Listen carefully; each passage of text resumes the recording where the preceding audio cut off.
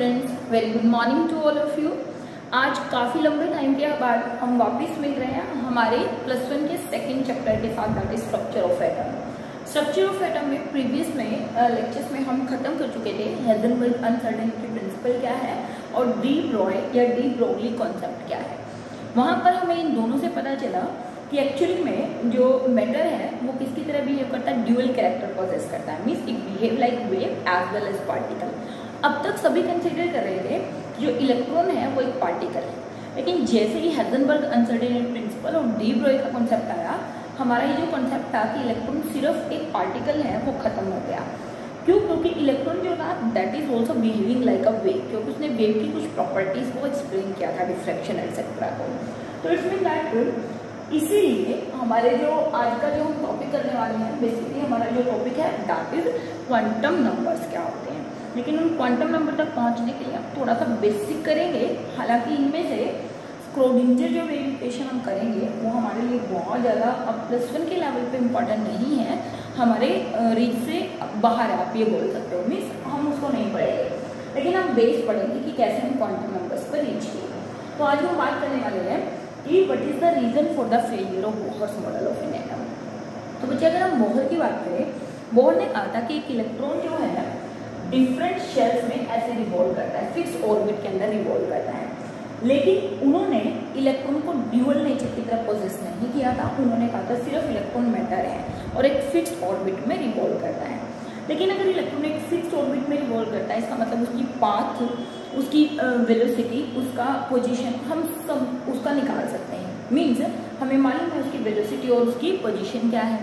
लेकिन जैसे ही हमने डी ब्रोगली का कॉन्सेप्ट पढ़ा था और हेज़नबर्ग अनसर्टेनिटी प्रिंसिपल पढ़ा था, ये तो उसकी कॉन्ट्राडिक्शन हो गया। क्यों? क्योंकि हेज़नबर्ग क्या कहते हैं, किसी भी पार्टिकल की या किसी भी माइक्रोस्कोपिक पार्टिकल की पोजीशन एंड मोमेंटम एक साथ को डिटरमाइन नहीं की जा सकती। तो फेलियर का रीजन क्या था? Heisenberg uncertainty principle and de Broglie concept के साथ हमारा Bohr's model of an atom cope नहीं कर पा रहा था या उसको एक्सप्लेन नहीं कर पा रहा था। Second thing, that is he does not take the wave nature of the electron into consideration. उन्होंने वेव नेचर इलेक्ट्रॉन की बात ही नहीं करी थी, उन्होंने उनको पार्टिकल की तरह कंसीडर किया था। तो जैसे ही कंसेप्ट आए, बोहर का मॉडल फेल हो गया। क्यों? क्योंकि ये दोनों के दोनों कंसेप्ट किसके बारे में बताते हैं, एक पर्टिकुलर शेल के बारे में नहीं बताते हैं।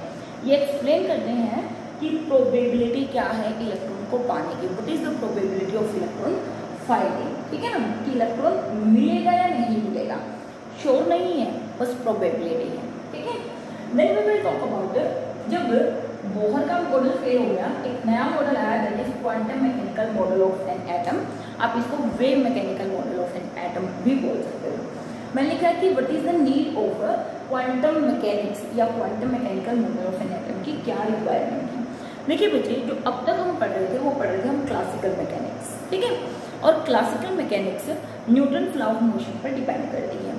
Means according to Newton's law वो माइक्रोस्कोपिक पार्टिकल पर अप्लाई की जा सकती है। मीन्स एक बॉल जा रही है, एक एप्पल नीचे गिर रहा है, एक कार मूव कर रही है, हम चल रहे हैं, मीन्स मैक्रोस्कोपिक पार्टिकल्स को क्लासिकल मैकेनिक्स की हेल्प से एक्सप्लेन किया जा सकता है।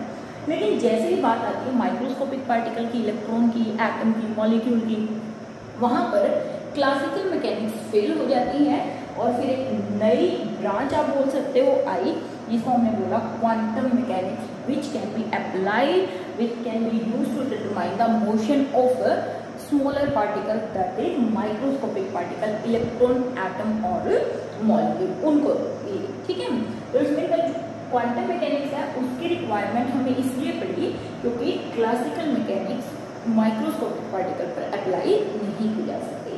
और quantum mechanics dual nature of matter को कंसीडर करती है और मोस्ट प्रोबेबली जो क्वांटम मैकेनिक्स का बेस है that was given by a scientist Schrödinger. उन्होंने जो इक्वेशन दी उसको बोलते हैं स्क्रोडिंजर वेव इक्वेशन। हालांकि स्क्रोडिंजर वेव इक्वेशन हमारे सिलेबस में नहीं है, मीन्स उसका डिटेल स्टडी हमारे पास नहीं है, लेकिन फिर भी what is Schrödinger wave equation आगे हम ये पढ़ेंगे। और स्क्रोडिंजर वेव इक्वेशन से ही हमें क्वांटम नंबर्स कैसे ऑब्टेन हुए, या स्क्रोडिंजर वेव इक्वेशन का सॉल्यूशन से ही हमें क्या मिलते हैं, क्वांटम नंबर्स मिलते हैं। मतलब हमारा मेन टॉपिक क्या है, दैट इज क्वांटम नंबर्स क्या होते हैं। तो आप इसको एक बार देख सकते हैं छोटा सा कंसेप्ट हमने लिया है। Now let me move on the Schrödinger wave equation. तो स्क्रोडिंजर जो थे उन्होंने एक इक्वेशन दी, उस इक्वेशन को हमने नाम दे दिया स्क्रोडिंजर वेव इक्वेशन। इसको इलेक्ट्रॉन वेव इक्वेशन भी बोल देते हैं, वेव इक्वेशन भी बोल देते हैं।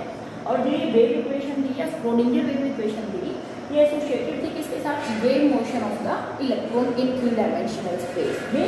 एक इलेक्ट्रॉन जो है अब वो एक पार्टिकल नहीं रहा, वो किसकी तरह ट्रेवल करता है? It travel like a wave, एक वेव की तरह ट्रेवल करता है। ठीक है, अगर वेव की तरह ट्रेवल करता है तो उसके रिगार्डिंग स्क्रोडिंजर ने एक इक्वेशन दी जिसको हमने बोल दिया Schrodinger wave equation, which is this one, that is del square xi del x square plus del square xi del y square plus del square z del z square plus 8 pi square m h square e minus v xi is equal to 0।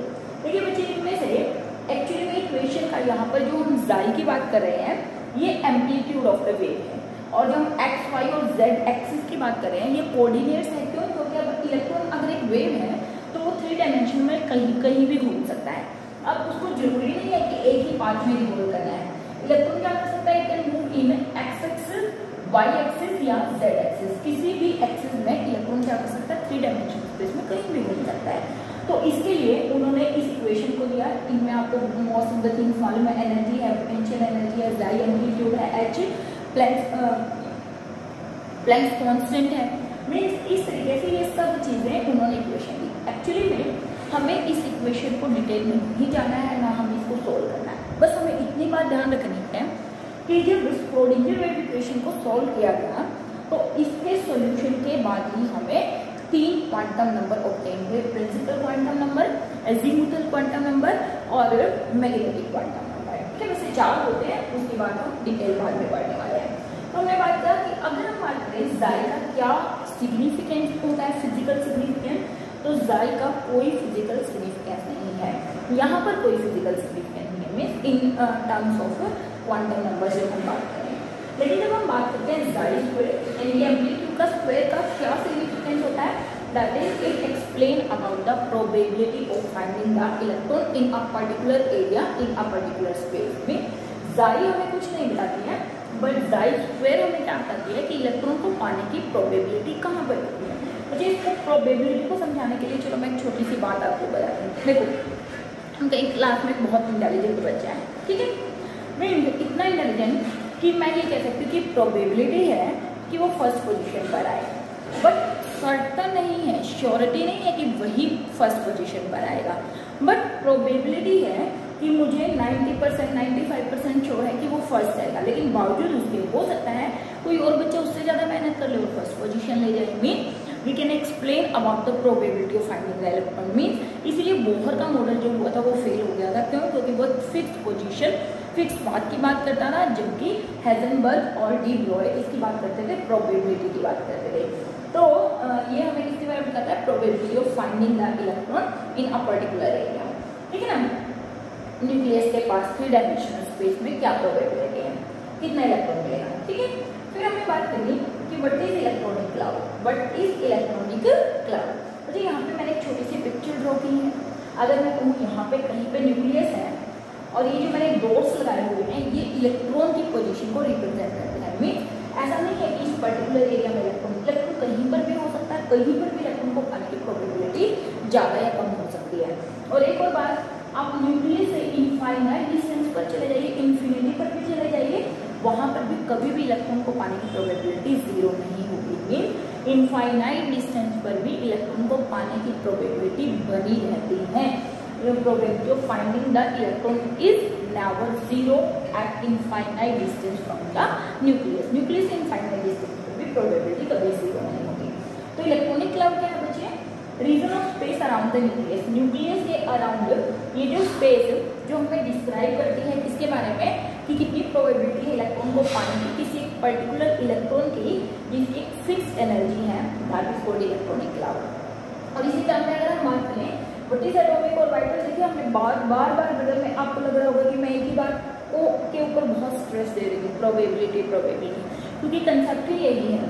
जैसे ही Bohr का model fail हुआ या उससे previous model, चाहे आप Rutherford के model की बात करिए, वो भी एक फिक्स पाथ की बात करते थे, बोहर भी एक फिक्स पाथ की बात करते थे, लेकिन इनके आते ही फिक्स पाथ वाला जो कंसेप्ट है वो खत्म हो गया, मीन्स ऑर्बिट वाला कंसेप्ट जो है वो खत्म हो गया। और कौन सा कॉन्सेप्ट राइज हुआ? ऑर्बिटल का कॉन्सेप्ट राइज हुआ। तो what is atomic orbital? Atomic orbital क्या है? 3 dimensional space around the nucleus in which probability of finding the electron is maximum, you can say up to 90%. That electronic cloud is called orbital। ठीक है, तो जो orbitals होते हैं वो बहुत टाइप के हो सकते हैं, और जो हम क्वांटम नंबर पढ़ते हैं उनमें हम एक्चुअली में ऑर्बिटल्स के बारे में भी डिटेल स्टडी करते हैं। तो let me discuss about the difference between the orbit and orbital. Orbit और ऑर्बिटल में क्या डिफरेंस है, आप इसका स्क्रीनशॉट ले सकते हैं। अगर आपको नहीं समझ में आई है ये बात, मोस्ट प्रोबेबली मुझे लग रहा है कि इसमें आप लगेगा कि ये क्या लिखा हुआ है, मैं बार बार ये बात करें कि श्रोडिंगर फ्री वेव इक्वेशन हमें क्वांटम मैकेनिक्स के बारे में इंट्रोडक्शन देती है, या फिर आप बोल सकते हो कि ये हार्ट ऑफ क्वांटम मैकेनिक्स है। लेकिन इंस्टेड ऑफ दैट इस लेवल पर हमें क्वांटम मैकेनिक्स में अंदर नहीं घुसना है, ना ही हमें श्रोडिंगर वेव इक्वेशन में ज़्यादा अंदर जाना है। हमें पहुंचना है इस पर क्वांटम नंबर्स पर, और इसका सोल्यूशन हमें क्वांटम नंबर्स प्रोवाइड करता है। पहले दिन क्वांटम नंबर, ठीक है बच्चों। Let me discuss about the what is the difference between orbit and orbital. Orbit का जो कांसेप्ट है that was given by Bohr, और जो ऑर्बिटल का कांसेप्ट है दैट वाज गिवन बाय, आप बोल सकते हो क्वांटम मैकेनिक्स, ठीक है ना, या फिर हाइजेनबर्ग अनसर्टेनिटी प्रिंसिपल बोल सकते हैं। तो ऑर्बिटल कांसेप्ट क्वांटम मैकेनिक्स का आप बोल सकते हैं पार्ट है, और ऑर्बिट जो है वो बोहर का पार्ट है। देखिए बच्चे, बोहर कहते थे कि जो इलेक्ट्रॉन्स हैं वो एक वेल डिफाइंड सर्कुलर पाथ में रिवॉल्व करते हैं, लाइक दिस, यानी कि हम ये पढ़ते थे ना KLMN, तो ये क्या थे? These are orbits, means orbits क्या है? Well defined circular path around the nucleus. लेकिन ऑर्बिटल क्या है? अभी हमने लिखा भी था, एटॉमिक ऑर्बिटल क्या है? 3 dimensional space around nucleus in which probability of finding the electron is maximum, जहाँ पर इलेक्ट्रॉन को पाने की प्रोबेबिलिटी मैक्सिमम हो, दैट इज कॉल्ड ऑर्बिटल। अगर बच्चे हम बात करें जो ऑर्बिटल्स होते हैं वो 3 डायमेंशनल कॉन्सेप्ट होता है, मींस इलेक्ट्रॉन जो है it can move in x axis, y axis and z axis, किसी भी कोऑर्डिनेट में इलेक्ट्रॉन क्या कर सकता है? मूव कर सकता है। Means it explain about the 3 dimensional motion of electron. जबकि यहाँ की अगर हम बात करें orbit, that is only explain the planar motion of electron, means electron क्या करेगा? एक प्लेन में घूमता है, नॉट 3 डायमेंशनल कॉन्सेप्ट। तो आप बोहर के फेलियर में एक पॉइंट ये भी लिख सकते हैं कि बोहर ने 3 डायमेंशनल मॉडल को कंसीडर नहीं किया था, उन्होंने प्लेनर एक मॉडल बनाया था, है ना, 2D मॉडल बनाया। यहाँ पे हम बात करें ये वेव नेचर के अकॉर्डिंग नहीं है, ये हाइजेनबर्ग अनसर्टेनिटी प्रिंसिपल के अकॉर्डिंग नहीं है, हाइजेनबर्ग अनसर्टेनिटी प्रिंसिपल के अकॉर्डिंग नहीं है, जबकि ये वेव नेचर ऑफ इलेक्ट्रॉन को कंसीडर करता है और हाइजेनबर्ग अनसर्टेनिटी प्रिंसिपल को कंसीडर करता है, क्योंकि ये क्वांटम मैकेनिक्स का दिया हुआ कंसेप्ट है, तो ऑब्वियस बात है वेव नेचर को तो कंसीडर करेगा, क्योंकि क्वांटम मैकेनिक्स ड्यूअल कैरेक्टर यानी कि वेव नेचर ऑफ इलेक्ट्रॉन को कंसीडर करके ही दी गई है। ऑर्बिट्स आर सर्कुलर, सारे के सारे ऑर्बिट के हैं, एल है, एम है, वो कैसे थे? दैट आर सर्कुलर, जो कि बोहर के लिए है। लेकिन जो ऑर्बिटल्स होते हैं बच्चे वो डिफरेंट शेप के होते हैं। अगर मैं थोड़ी सी बात आगे आपको बताऊँ, आगे हम पढ़ेंगे कि ऑर्बिटल्स क्या हो सकते हैं? एस हो सकते हैं, पी, डी एंड एफ। तो अभी 10th में मैंने आपको इलेक्ट्रॉनिक कॉन्फ़िगरेशन कराने के लिए इनसे इंट्रोड्यूस भी करवाया होगा। तो जो डिफरेंट ऑर्बिटल्स होते हैं S, P, D and F, उनकी जो शेप होती है वो भी डिफरेंट होती है। अगर मैं बात करूँ, जो एस होता है वो सर्कुलर होता है लाइक दिस, पी जो होता है उसकी शेप डम्बल शेप होती है like this, dumbbell shape. D की अगर मैं बात करूँ, डी की जो शेप होती है वो होती है double dumbbell shape like this. और अगर मैं एफ की बात करूँ, एफ की ट्रिपल डम्बल या 8 फोल्ड आप बोल सकते हैं, क्वाइट कॉम्प्लिकेटेड शेप होती है। तो S, P, D and F वैसे तो ऐसा नहीं कि इतने ही होते हैं, आगे होते हैं जी, एच, आई, लेकिन अब तक सिर्फ इतने ही एलिमेंट्स डिस्कवर हुए हैं जिनमें सिर्फ एस, पी, डी और एफ ऑर्बिटल्स की हमें ऑब्टेन हुए हैं। तो डिफरेंट ऑर्बिटल्स की जो शेप होती है वो डिफरेंट होती है। ऑर्बिटल्स के नाम मैंने आपको बताए हैं जिनको हम आगे भी पढ़ेंगे, S, P, D and F. ये पर्टिकुलर वर्ड से लिए गए हैं, ठीक है ना, जिसके बाद हम बात भी करने वाले हैं शार्प प्रिंसिपल लाइक दिस। तो इनकी शेप अलग अलग होती है, जबकि ये सभी कैसे होते हैं? सर्कुलर होते हैं। यहाँ पर हम बात करें एक्सेप्ट एस ऑर्बिटल, एस को छोड़कर, क्योंकि एस में बच्चे हर तरफ प्रोबेबिलिटी बराबर होगी, मीन्स आप इस एक्सिस में चले जाइए, इधर चले जाइए, इधर चले जाइए, हर एक्सिस में इलेक्ट्रॉन को पाने की प्रोबेबिलिटी सेम रहती है। इसीलिए इसके अंदर कोई डायरेक्शनल कैरेक्टरिस्टिक्स नहीं होता। लेकिन जब आप पी की बात करते हैं तो इनके अंदर डायरेक्शनल कैरेक्टरिस्टिक्स होती है, मीन्स इलेक्ट्रॉन को पाने की प्रोबेबिलिटी पी एक्सिस में ज्यादा है, जेड एक्सिस में ज्यादा है, या फिर वाई एक्सिस में ज्यादा है। मीन्स इलेक्ट्रॉन आप न्यूक्लियस से इधर मूव करेंगे, यहाँ इलेक्ट्रॉन ज्यादा मिलेगा, इधर जाएंगे यहाँ ज्यादा मिलेगा, या फिर इस एक्सिस में ज्यादा मिलेगा। तो इनके अंदर क्या होती है, डायरेक्शनल कैरेक्टरिस्टिक्स होती है। इलेक्ट्रॉन को पाने की प्रोबेबिलिटी किस एक्सिस में ज्यादा है, एक्स एक्सिस में ज्यादा है, वाई एक्सिस में ज्यादा है, या फिर जेड एक्सिस में ज्यादा है। यहाँ पर हम बात करें, ये हमने पढ़ा हुआ है कि maximum number of electron that is given by formula 2n²। और इसकी बात करें, इनमें कोई डायरेक्शनल कैरेक्टरिस्टिक्स नहीं होती, क्योंकि सर्कुलर होते हैं तो कोई डायरेक्शन, और वैसे भी कंसेप्ट ही 2D का था तो डायरेक्शनल कैरेक्टरिस्टिक तो वैसे भी नहीं आएगी। तो maximum number of electron in any orbit is given by 2n²। और यहाँ पर किसी भी ऑर्बिटल के अंदर मैक्सिमम सिर्फ 2 ही इलेक्ट्रॉन हो सकते हैं। अगर s है उसमें भी 2 होंगे, p आगे फर्दर px, py, pz होता है, लेकिन एक जो ऑर्बिटल होता है उसके अंदर कितने, that is it have 2 electron, means किसी भी ऑर्बिटल में, एक ऑर्बिटल में मैक्सिमम 2 ही इलेक्ट्रॉन आ सकते हैं। देन ये हमने बात की प्लेनर मोशन होता है, ये 3 डायमेंशनल कॉन्सेप्ट होता है। तो बच्चे this is the very small difference between orbit and orbital. ये डिफरेंस को बहुत ज़्यादा जरूरी नहीं है करने के लिए, लेकिन एटलीस्ट व्हाट इज ऑर्बिटल, ये चीज़ आपको क्लियर होनी चाहिए। एक 3 डायमेंशनल स्पेस जिसमें इलेक्ट्रॉन हो सकता है, जहाँ पर पाने की प्रोबेबिलिटी हो सकती है, ऑर्बिटल डिफरेंट टाइप के हो सकते हैं, उनकी शेप डिफरेंट टाइप की हो सकती है। तो आप इसका स्क्रीनशॉट ले सकते हैं। नेक्स्ट लेक्चर में बात करेंगे क्वांटम नंबर्स के बारे में, जो कि अगर मैं कहूँ इस चैप्टर का सबसे ज़्यादा इंपॉर्टेंट टॉपिक है। जो मिलते हैं नेक्स्ट लेक्चर में, तब तक घर रहिए। अब तो घर भी रहने वाला कंसेप्ट खत्म हो गया, लेकिन पढ़ते रहिए, ठीक है। Have a nice day.